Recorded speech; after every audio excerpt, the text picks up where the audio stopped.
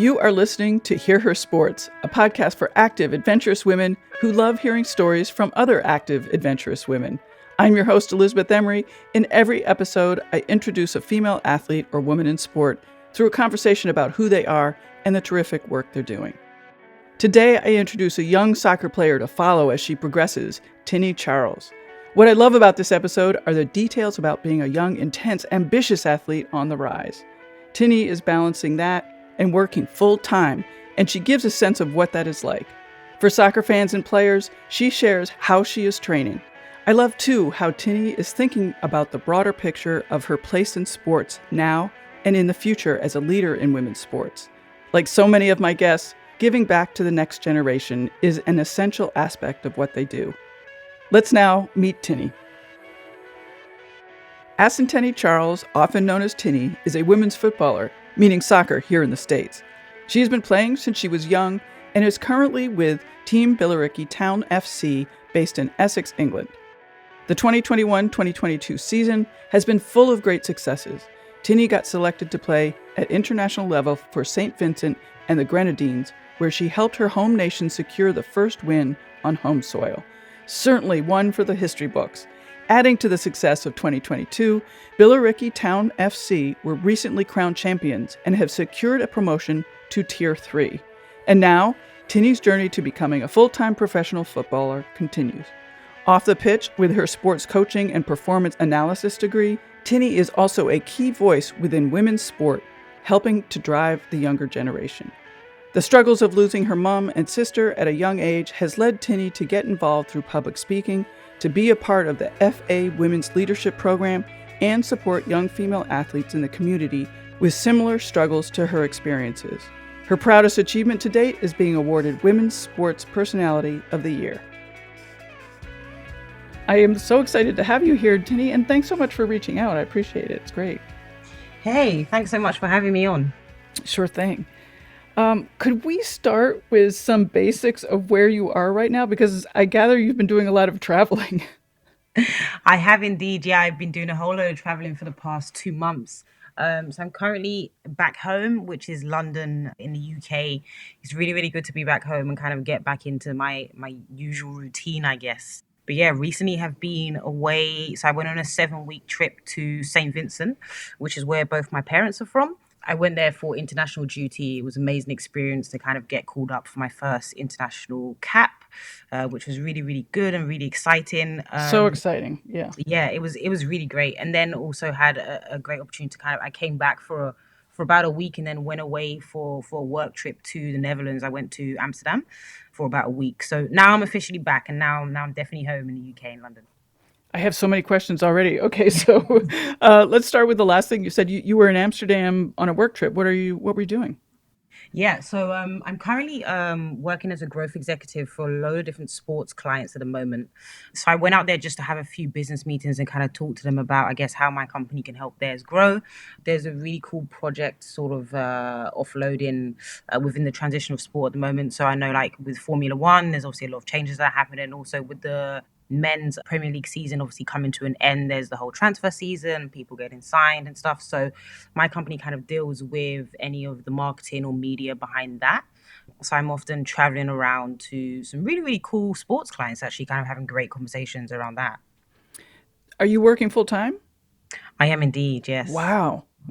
That sounds like Yeah. a lot. It's a very heavy schedule. I mean, one day it would be great to. I mean, it's amazing that obviously my club have managed to win the league and now get a really good promotion. We've been working hard for that all season. But yeah, I've had to work full time and also play and train and stuff, which is definitely not easy. But I'd say for sure, women's athletes definitely understand this transition, right? Totally. Yeah. And I mean, the goal for everyone, I guess, any female athlete is to kind of get to a stage where you can just do sport, really, isn't it? Mhm. So, yeah, just continuing to work hard towards that, but also just making sure I'm enjoying what I'm doing. So, that's why I partake in loads of different programs that I'm on aside of work, and then also just really enjoying like the job that I'm working in now. So, And one of the things that always strikes me as difficult for somebody at your level who is trying to, get even higher and become a professional, but is also working, is sort of figuring out the travel schedule. I mean, you just talked about traveling. I mean, I gather your company is understanding about that. Oh, for sure. I think that's the biggest difficulty as well. I'd say one of the biggest, especially as you make that transition. So I've recently, well, about a year ago, I would say, make transition from being a student to a full-time sort of worker. And I think that's when things get a little bit more difficult for female athletes because, you have the job situation, is your job going to be happy about it? Do they allow you to kind of do things you do beside of that?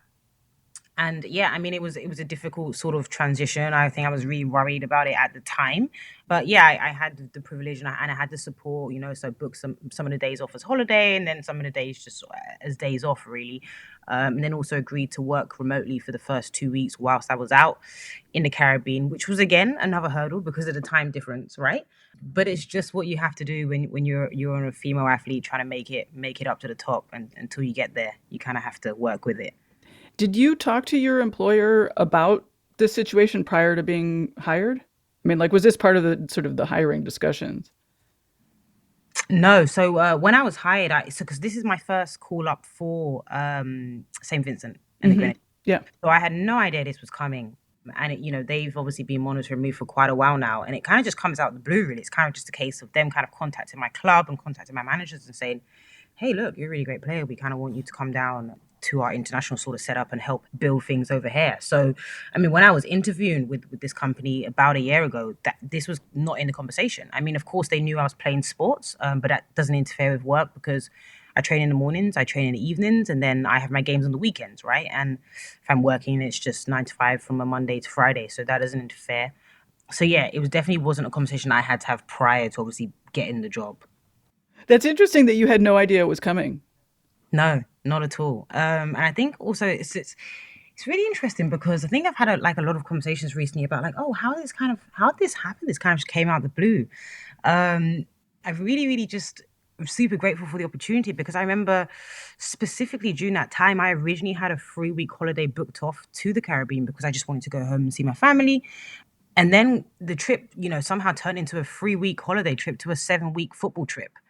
So, I got to see my family and I got to play for my country. And, my family that are in the Caribbean who usually don't see me play over here in England kind of got to watch me play out there, it was amazing. And, I had so many moments of like just emotionally being like up and down. And it was a perfect scenario, to be honest. But yeah, I remember at the time being super, super worried about telling my work manager about it and kind of talking to them about how I kind of had that conversation with them. Or do I just book the days off? Do I not? And it's super, super scary, especially I think if you're just kind of coming out of uni like a year ago, kind of just transitioned into the working world and you don't want to lose your job, do you? So yeah. But it's a huge deal that you got called up. Oh yeah, massive. It's definitely great, and it's definitely great for my recognition. It's definitely great for my career as well, my progression as well. I learned so much about the type of player that I am, the type of player that I'm looking to kind of transition into and work towards, and just the complete. It's a complete different environment. Playing football in the Caribbean is completely different to playing football in England or in London, right? So it was an amazing, amazing experience. I think definitely it's only going to make me a bigger and a stronger player. So hoping to continue, obviously representing them at international level throughout, from now until the foreseeable future, and then also just being able to use what I've learned to take back to my playing experiences on the field with my current club here in England, and then just continue to progress from there, really. Sure. Well, that's one of my questions is it just seems I don't know if there could be two more different situations. England, like I think like gray and rainy, and then the Caribbean is so opposite that. Yeah. Honestly, it's amazing. There is I definitely say my body was confused when I came back. I've been in the sun for like 8 weeks. I think when I first went as well, the first week of training was like super hard. I remember asking some of the teammates, especially the club captain down there in the Caribbean, saying like, hey, how do you guys run in this heat all the time? Because there is just no breeze whatsoever. It doesn't matter what time of the day you train. There is no breeze. The heat is just, it's crazy. It's yeah. And having to run, and obviously you're playing for international level, right? So you're expected to kind of hit certain levels of fitness in order to deem you as fit to play the game and stuff like that. And it's super, super tough. I remember working very closely with the fitness coaches for the first 2 weeks in particular, just to make sure my body could adapt sort of as smoothly as possible. And then yeah, got back to the UK and then went back to training over here. And I was like, yes, and breathe. This is great. What is the difference in the play? You hinted that there was a big difference between the play that you do with your club and the play that the national team is doing. Sure. So I think across the board, I think it's fair to say that obviously the Caribbean won't have as much facilities. Well, okay, maybe not all of the Caribbean. Let's talk about my so where I'm from in particular. So St. Vincent doesn't have the same playing facilities as like they would in England. They won't have the same training setups. They may not have all of the coaching like access or staff or just equipped with all of those sort of things in comparison to what I would have here in England, right? So a lot of it was kind of them also understanding, hey, look, what do you have in England that you can kind of bring here or help us to add to this team? So I know that the next tournament coming up, which should be sometime early next year, there's going to be like loads of different changes on sort of the setup down there in the Caribbean, how we can continue to improve the girls down there. And then also up here in England, it's like very, very structured, right? And women's football is like progressing so much over here. So like you'll have like club level, which will transition all the way up to the higher age groups, and then obviously you have your different leagues and stuff. In the Caribbean, it's kind of just only one league. So everyone just kind of competes in the same boat. And, if they want to compete higher, they kind of got to go abroad. So they've got to look at, can I get myself to England? Can I get over to somewhere in Europe? Or, can I go over to the US? And then all the financial difficulties with that as well. So it's a complete different playing field. And I think they were very, very grateful to also have me as well on board, just to kind of help drive some of the girls individually and give them hope that, if you're working or adding these small details to your game, which are regular things for me to do in England, then they can continue to improve and hopefully make it out to the US or somewhere in Europe to play one day. I love that you mentioned the small details because you mentioned that quite a bit on your social media. Like, what are you talking about? What kind of small details? Like, for example, some of the girls have no idea what strength and conditioning is. Oh, wow. And I mean that in the sense where like an ordinary, fitness coach would just sort of perform fitness tests and kind of test you and all that sort of stuff.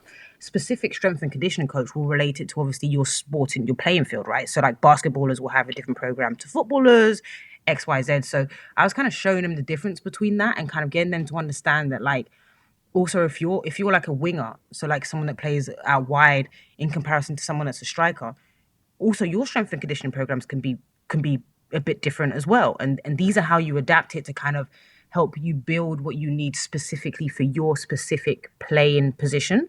And that's also something I studied quite a lot for my degree. So it was amazing. We had like loads of different workshops where I would help them on their program because obviously that's what I studied. And then I would kind of share with them the program that I was actively working on in England and like how often my program changes, sort of things that I need to track, like so many details, which seems basic, right? But to them, it's like, wow, this is amazing. Like no one's ever told me this before. That's so cool that you were there with that information. Yeah, it was really, really cool. And it was really humbling to be able to kind of take that back, because both my parents are from St. Vincent, right? Grew up there and half my siblings were born there too. So it was really great to feel like I was adding some type of value to my country, helping young individuals specifically kind of just improve and learn a lot more about their game or themselves as an individual or as like a female athlete. The stuff that you were teaching them, was that mostly stuff that you learned through your education because as you said, you studied that? Or was it something that most of the players, on your club team also know? Yeah, great question. So, I mean, specifically when we kind of get into the whole strength and conditioning programming and stuff like that, that was a lot of stuff that I studied. And that's what I do like on the side and stuff and run programs for young athletes on that as well. And then in terms of like generic stuff, so understanding, really big differences between playing positions and all of that sort of thing, that's just general. That's really like any athlete or any woman's sort of footballer in England would know those things. Mm-hmm.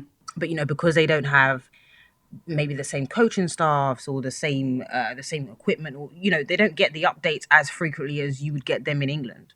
So maybe they're just, a little bit behind on that. Right. Yeah.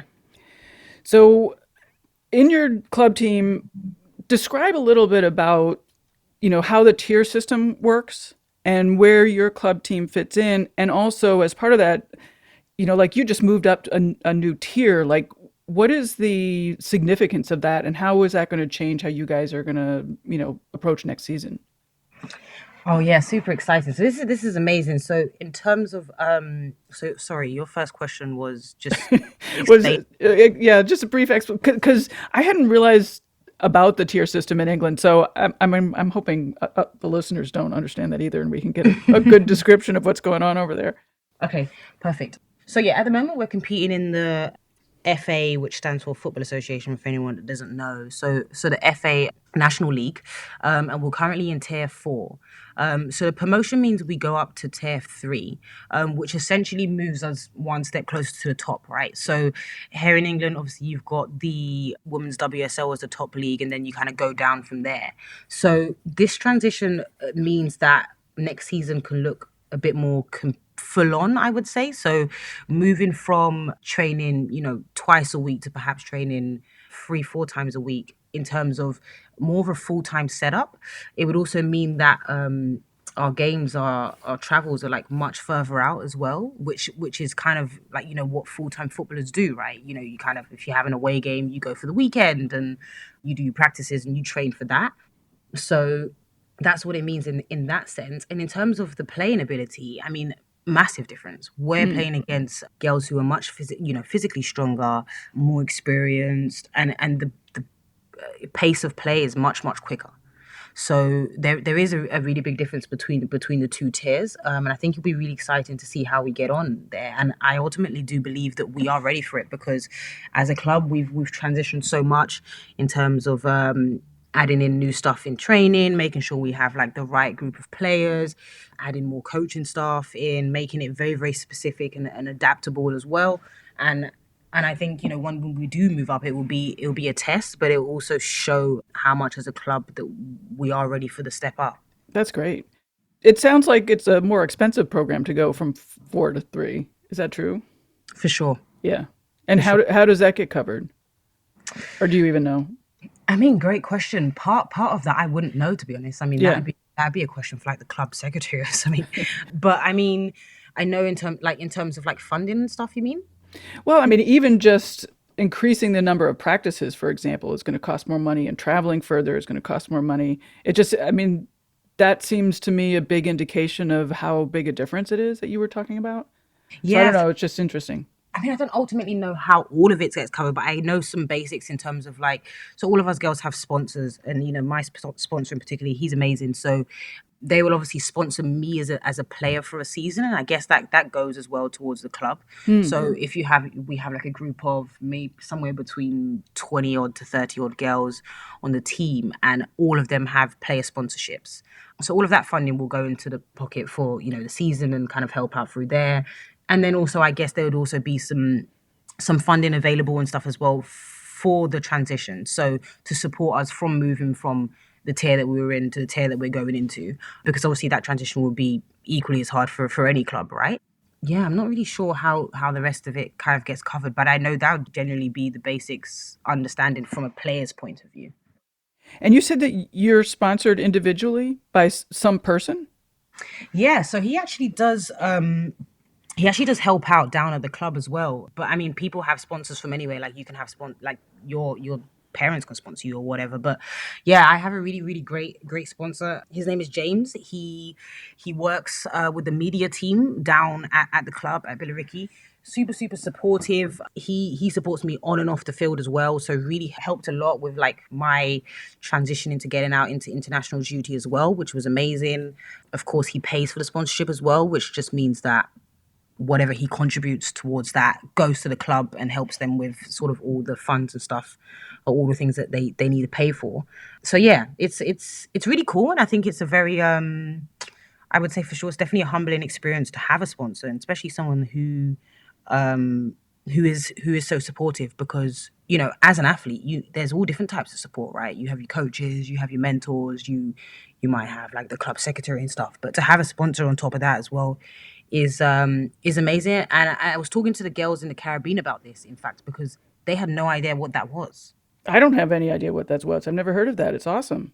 Yeah, they didn't even know it was a thing. They didn't know it was existed. And I remember speaking to the St. Vincent Federation, kind of saying like these are kind of things that can happen to kind of help the club financially as well, you know.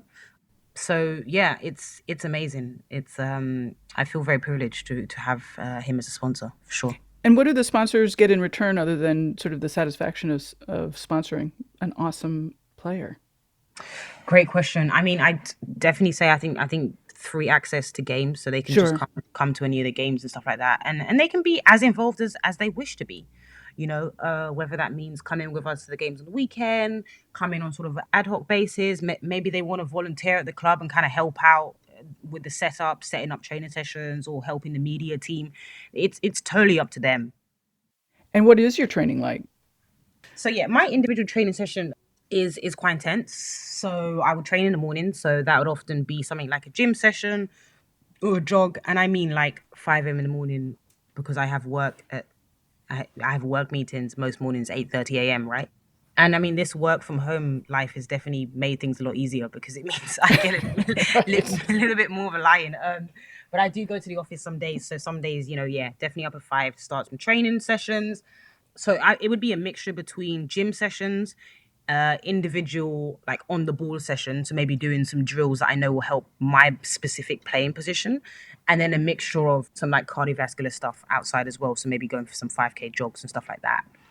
And we tend to have so we have club trainings as well. So that'll be in the evenings. So I will drive up to Essex. So from where I am, it's about a 30-minute drive. It can be quite tight and quite full on, especially with like long work days, especially if leaving the office at like 5 and having to start training at like 7. It's kind of like a okay, let's eat some food really quick and kind of rush off to training. But I'm so used to it. Like I've been doing this since I would say like early days secondary school. Hmm. And I used to actually go out to Florida, so IMG Academy, every single summer for 6 weeks. And they train super intensely down there. I remember I did that for like the whole of my secondary school like days. I understand what it feels like to kind of wake up in the morning, have loads of stuff like train, and then have loads of stuff to do in the day, and then still train in the evening, and then just go to bed. It's super super hectic, but I really do enjoy it. And of course, I do have my rest days. Like I'm not a robot. Right. I want to continue talking about training, but first I have to ask, in school, you went to Florida during the summers. How did you know that you were so interested in soccer? Oh, great question. So I have a lot of brothers. So there's 9 of us in total. 7 boys and only 2 girls. So me and my sister, and then 7 boys. And there's kind of like an age gap difference, right? So the younger half of siblings, which kind of fall on my age bracket side, are all boys. So I remember like when I was younger, as a kid, you want to go and play outside, and it's kind of like, right, the boys just want to play football. I may not actually want to do that, but what else am I going to do? Am I going to sit inside by myself?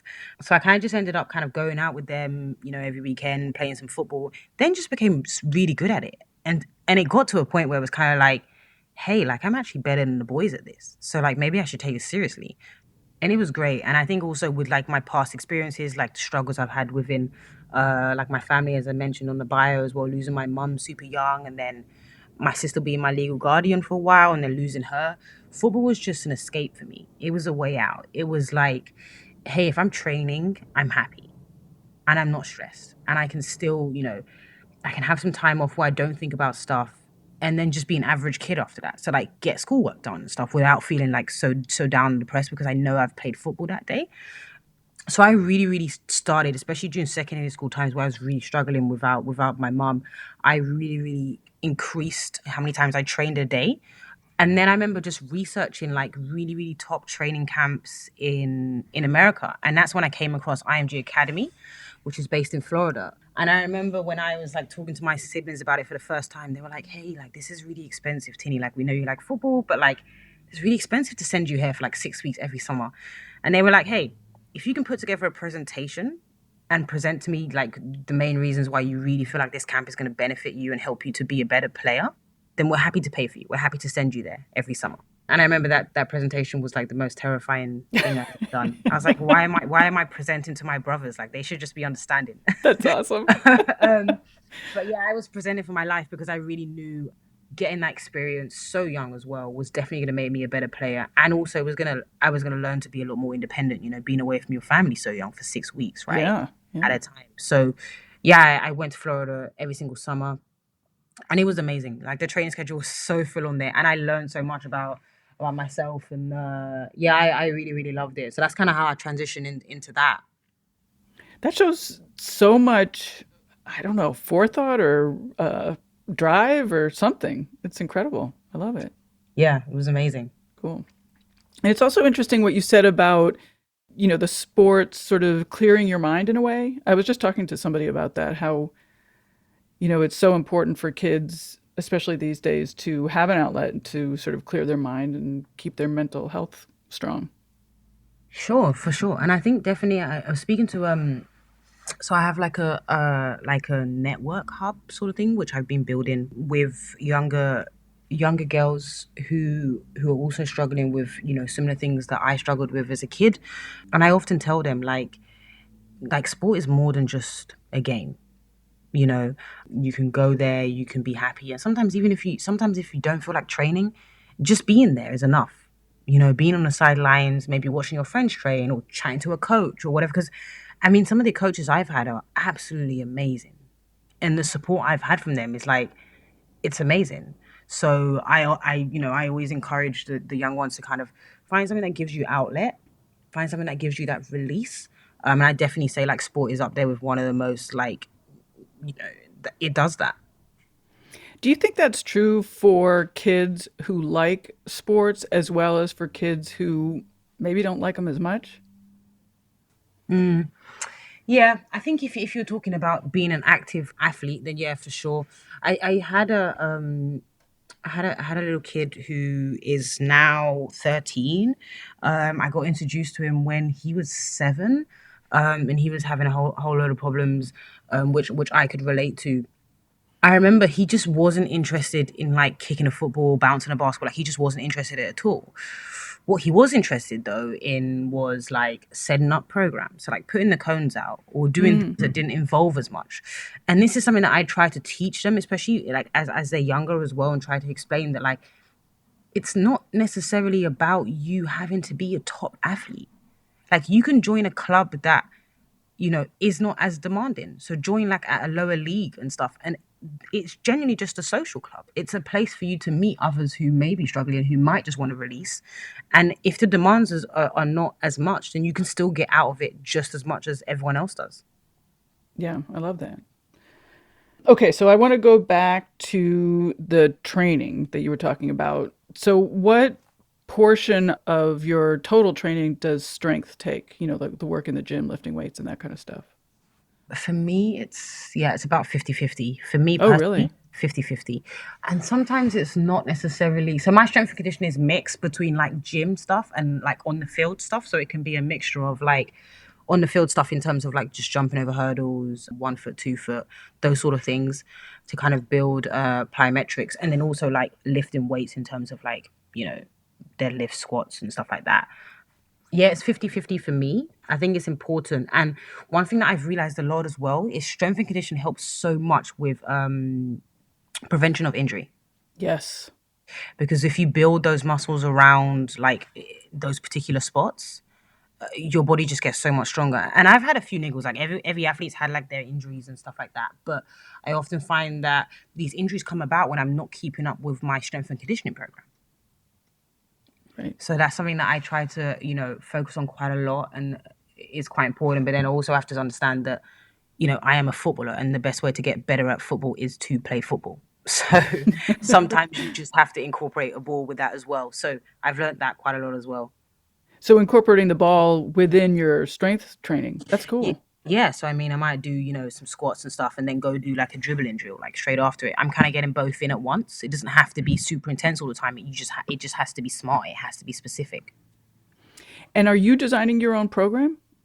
Majority of the time, yes. I do also talk to like some coaches that I've worked with before who are specifically working in strength and conditioning, or I'll speak to like the management down at my club as well, or like the physios as well, would also have a good intake.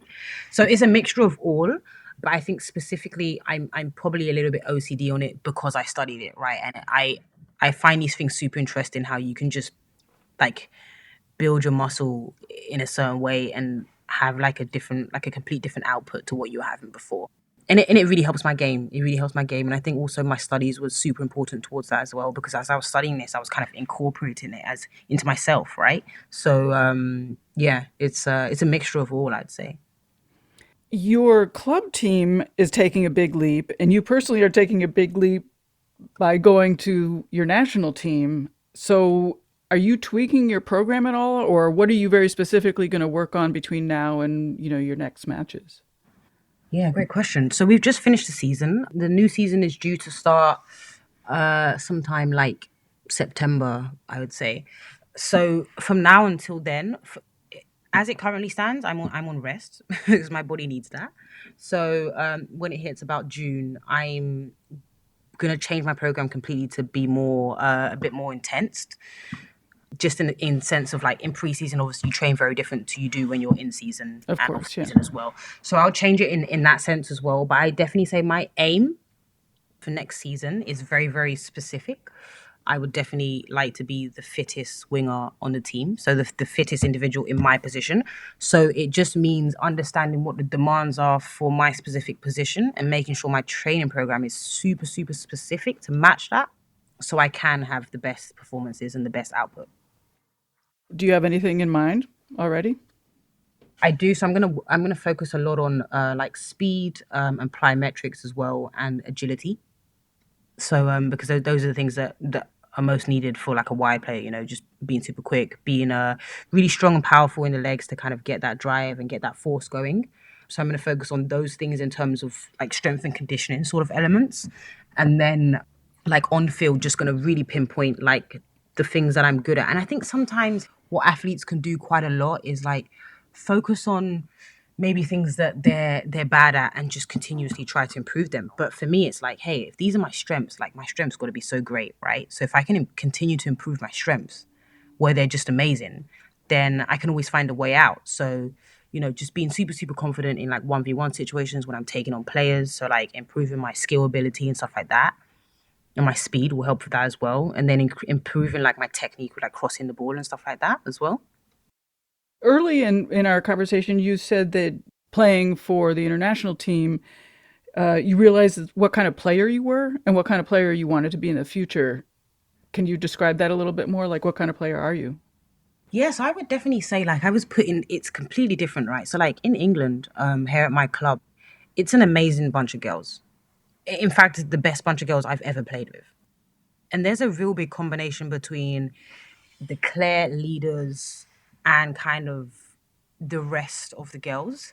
And I'm usually not really one to kind of like within the actual footballing environment, like playing environment as an athlete, I'm never usually saw myself as like captain or someone who was always there for like leadership and stuff like that. That's kind of like my work sort of off the field in the sporting environment as a whole.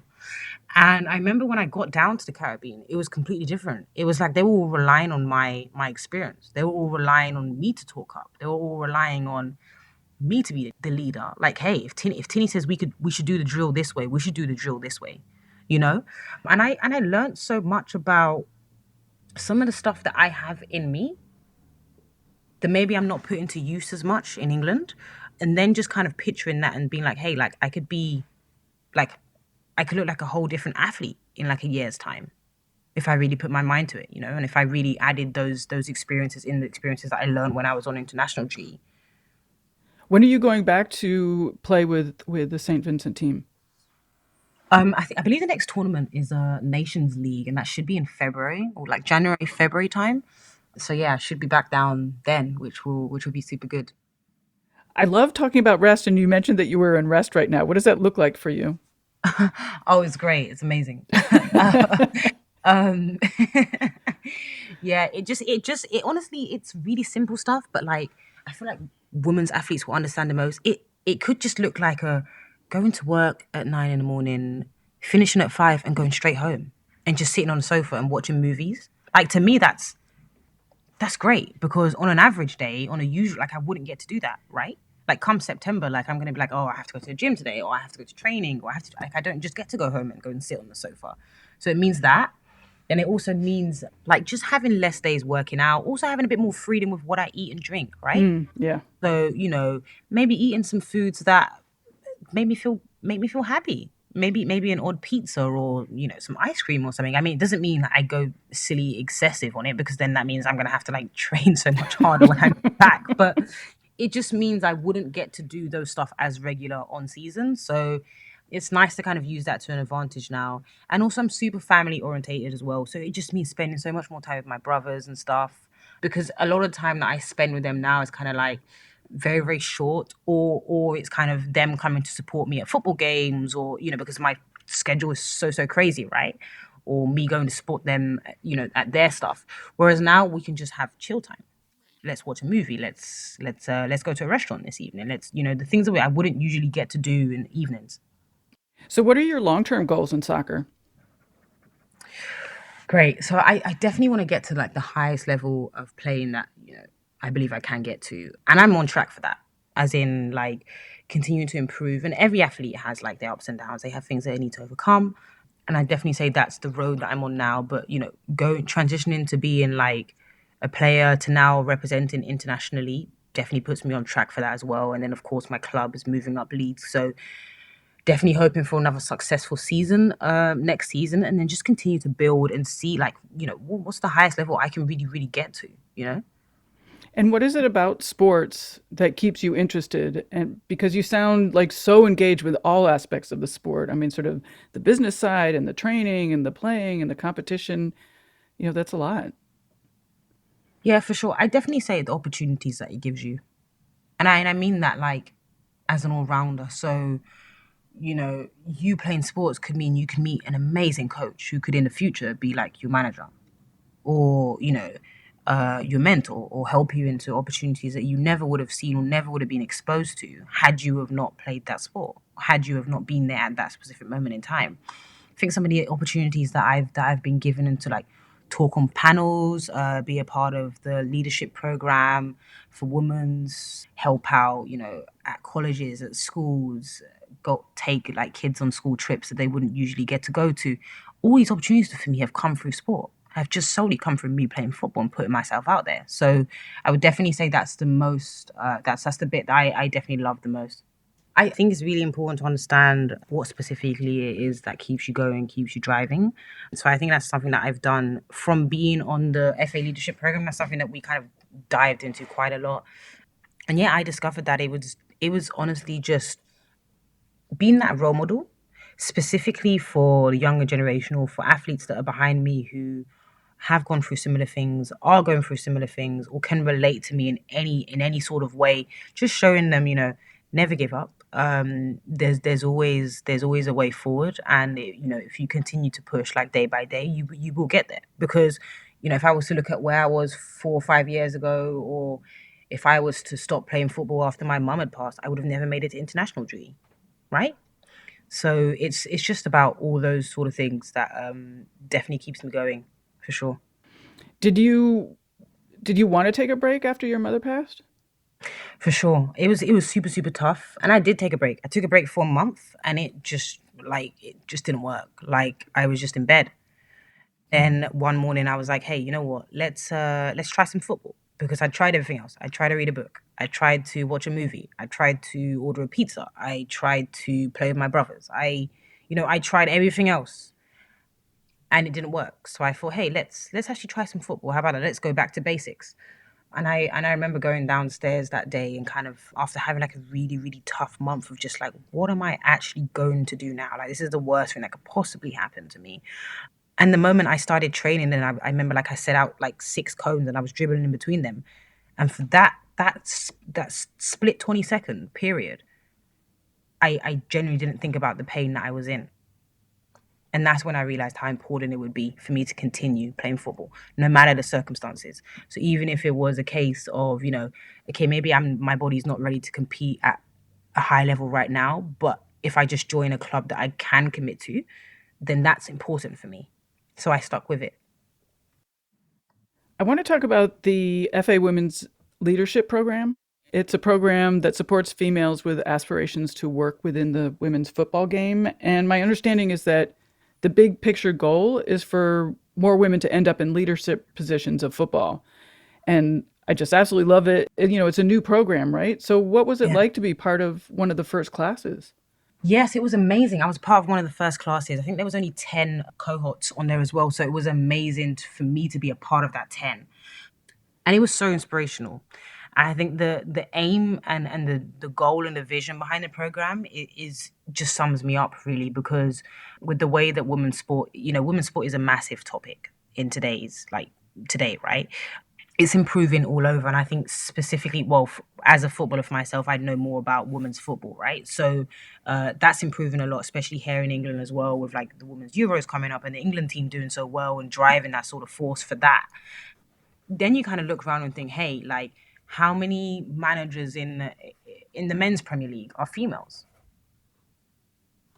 You know, or how many of them are directors? How many of them are up there on the chairboard? So it was definitely kind of gave us vision into that and kind of scope into where like what the bigger picture is. So like, if we have more women involved in sport or involved in committing to this long-term project, then that means that we put ourselves forward for more like legibility. There's more positions available for women in sporting roles, and then we can kind of work up the ladder from there. So yeah, it was amazing. It was a very humbling experience to be a part of that first cohort as well. What did you guys do? And how long was it? And how did it all work? So it ran for a period of a year. Oh, wow. Okay. Yeah. Yeah, we did loads of workshops. So we met also like a load of sporting athletes as well, just females who were really inspirational. Kind of talked about that. We got involved with a lot of the university programs as well.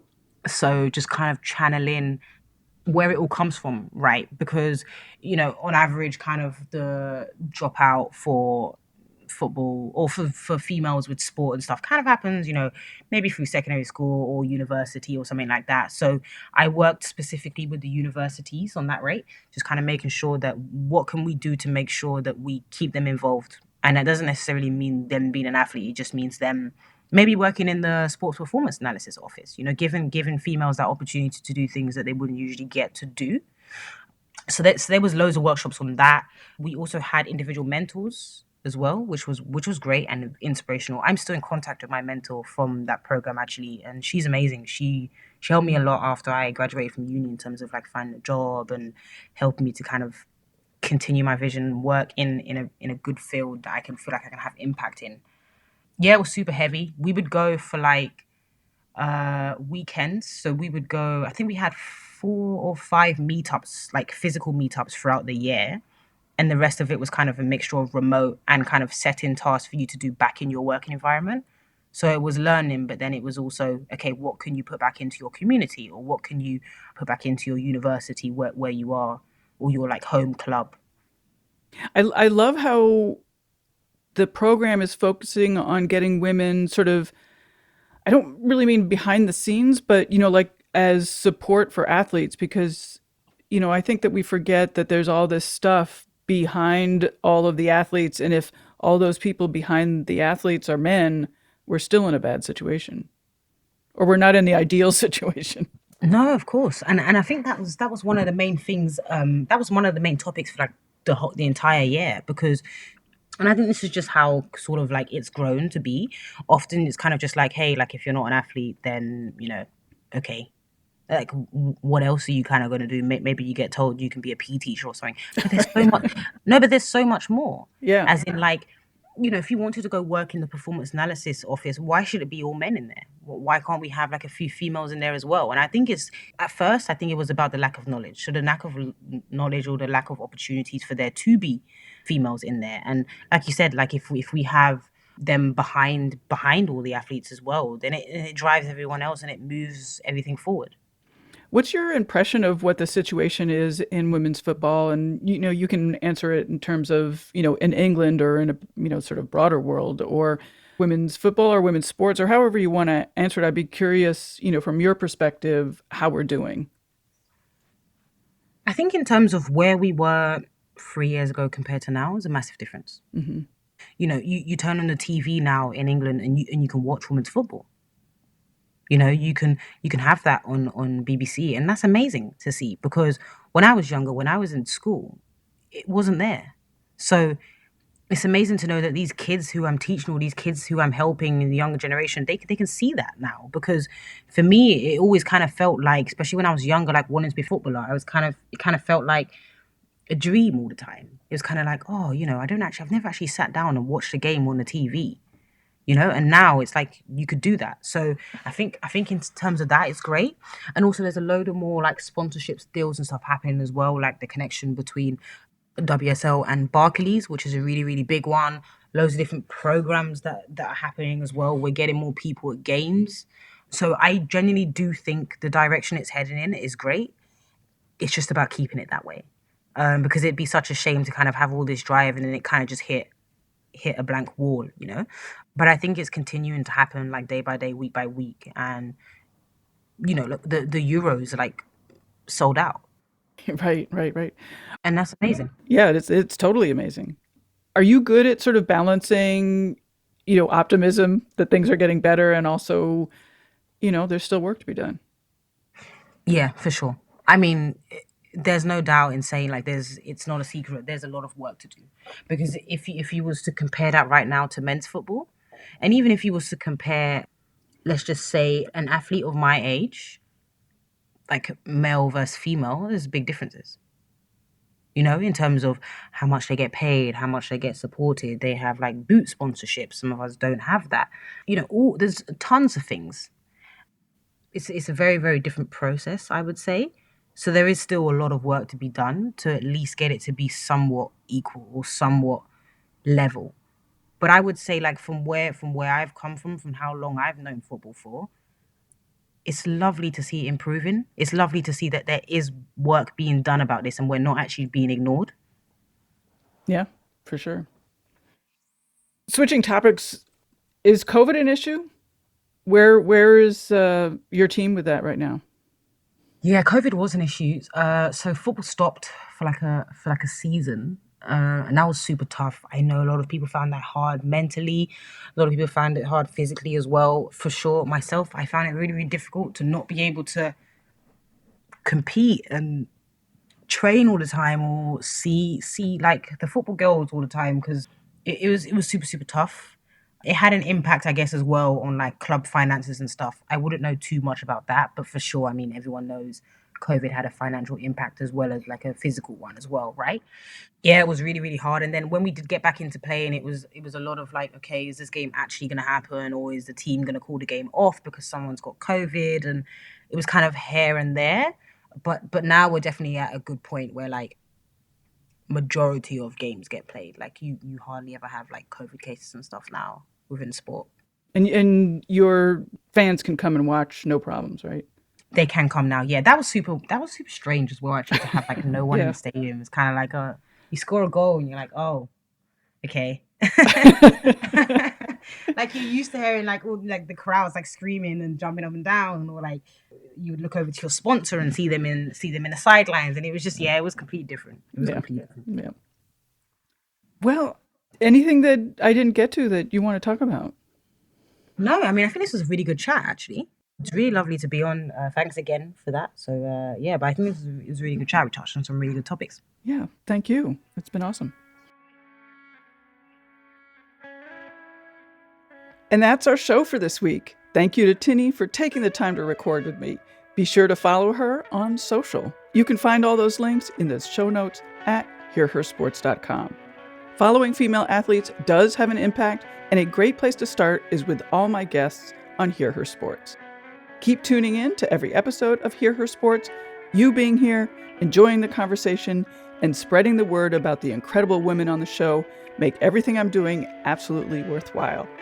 There are many ways to keep the conversation going. Hear Her Sports is on social with the handle Hear Her Sports. You can send me an email to elizabeth@hearhersports.com. I love hearing from you and always respond. And if you aren't a newsletter subscriber, check it out. Between episodes, I write a few words about issues in sports, the podcast, and how to watch women's sports or follow along in other ways. Lots of listeners are reading each week, so join us there. Sign up at hearhersports.com. Until next time, bye-bye.